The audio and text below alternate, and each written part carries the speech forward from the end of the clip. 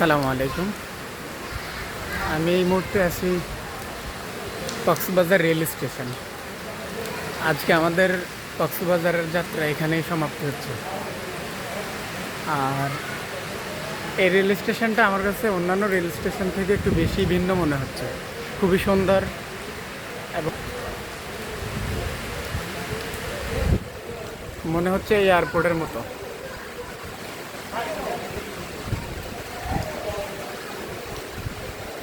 সত্যি বলতে কি, আমাদের ভ্রমণটা আসলে বৃষ্টির জন্য বেশি একটা সুখকর হয়নি। আজকে আমরা কক্সবাজার থেকে বিদায় নিচ্ছি, আমাদের যাত্রাটা এখানেই সমাপ্তি হচ্ছে। এখন আমরা ট্রেনের জন্য অপেক্ষা করতেছি।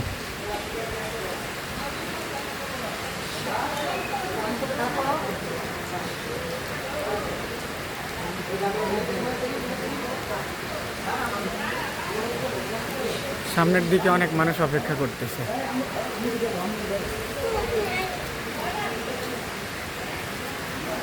আর একটু সামনের দিকে যদি আপনাদেরকে দেখাই,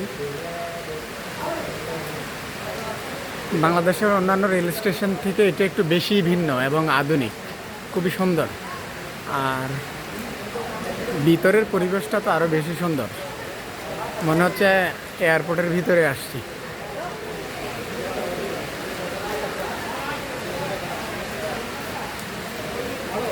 অনেক মানুষ অপেক্ষা করতেছে ট্রেনের জন্য, আমরাও ট্রেনের জন্য অপেক্ষা করতেছি। কক্সবাজারের অভিজ্ঞতার কথা যদি বলি আপনাদের সাথে, আসলে সমুদ্র সৈকতে পানিতে নামার বিষয়টা একটু বেশি ভয়ঙ্কর আমার কাছে মনে হয়েছে।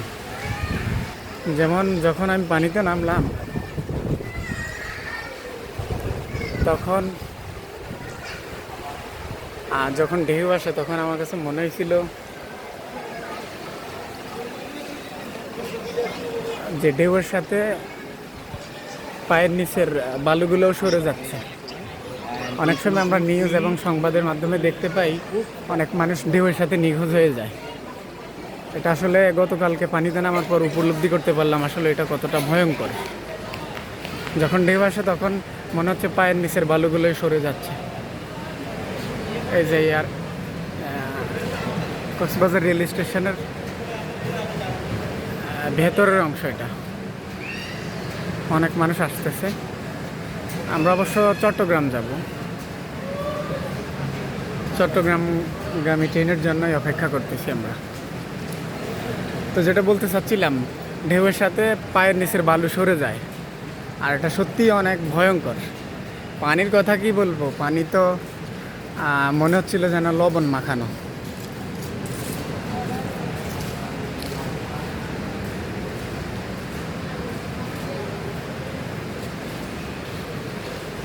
এই তো ট্রেনের জন্য অপেক্ষা করতেছি।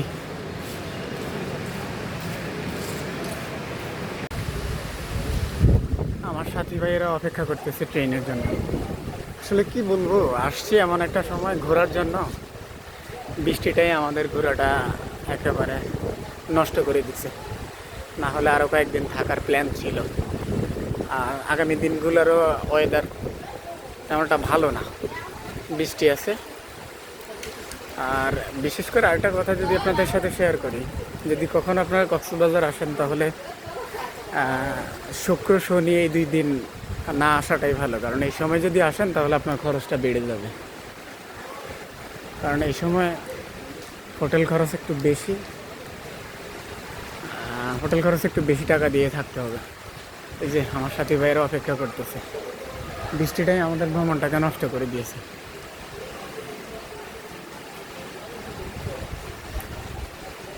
এই রেল স্টেশনের কথা যদি বলি, আসলে প্রশংসার ঊর্ধ্বে, খুবই সুন্দর, আমার ভীষণ ভালো লেগেছে। আর এটা পুরোপুরি একেবারে নিট অ্যান্ড ক্লিন। এই যে ট্রেন চলে আসছে, এত লম্বা সময় ধরে ট্রেনের জন্যই অপেক্ষা করছিলাম। অবশ্য আরও 20 মিনিট সময় লাগবে আমাদের এখান থেকে বের হইতে।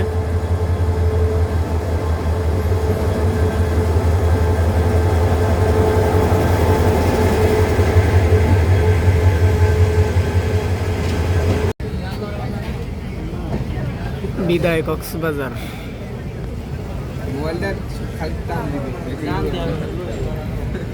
না টান দিত না, নাই সেটা কেউ।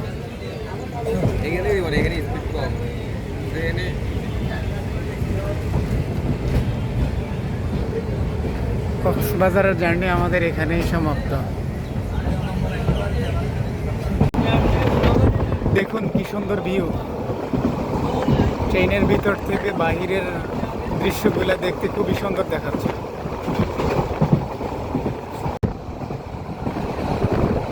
ট্রেন থেকে বাহিরের দৃশ্যগুলো খুবই সুন্দর,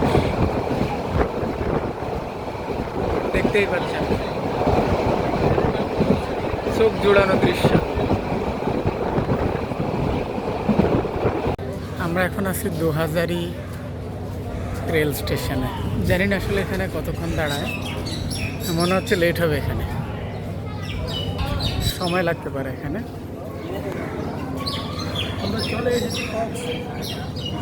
২০০০ রেল স্টেশনে এখানে হয়তো একটু সময় লাগবে। খাবার নিবি? নে, টাকা দিছে নে। ২০০০ রেল স্টেশনে কিছুটা ব্রেক নিচ্ছে, জানি না কতক্ষণ থাকবে। খুব ক্লান্ত আমরা।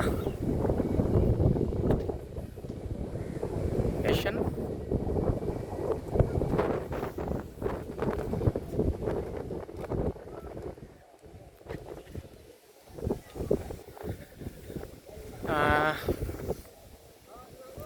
যদি আপনাদেরকে একটা অভিজ্ঞতার কথা শোনাই, সেটা হচ্ছে ট্রেন ভ্রমণে মজা আছে, কিন্তু এই লাইনটাতে আসলে একটু রিস্ক আছে। কীরকম, যখন ট্রেন চলমান থাকে তখন বাহির থেকে অনেক বাচ্চারা পাথর নিক্ষেপ করে, যেটা খুবই ভয়ঙ্কর। আর মানুষের শরীরে এবং গায়ে পড়লে ইনজুর্ড হওয়ার সম্ভাবনা থাকে। আর মাথায় পড়লে তো মাথা পেটে যাওয়ার সম্ভাবনা খুব বেশি থাকে। এটা একটু বেশি রিস্কি মনে হচ্ছে আমার কাছে। সবাই একটু রেস্ট নিচ্ছে। আমাদের ট্রেনটি এখানে কতক্ষণ দাঁড়ায় তা আসলে আমরা বলতে পারি না, হয়তো সময় লাগবে। দীর্ঘ ট্রেন জার্নি শেষে আমরা চট্টগ্রাম এসে পৌঁছলাম। অনেক লম্বা সময় লাগছে, খুব ক্লান্ত আমরা। আজকের মতো এখানে বিদায় নিচ্ছি, দেখা হবে নেক্সট কোনো ভিডিওতে।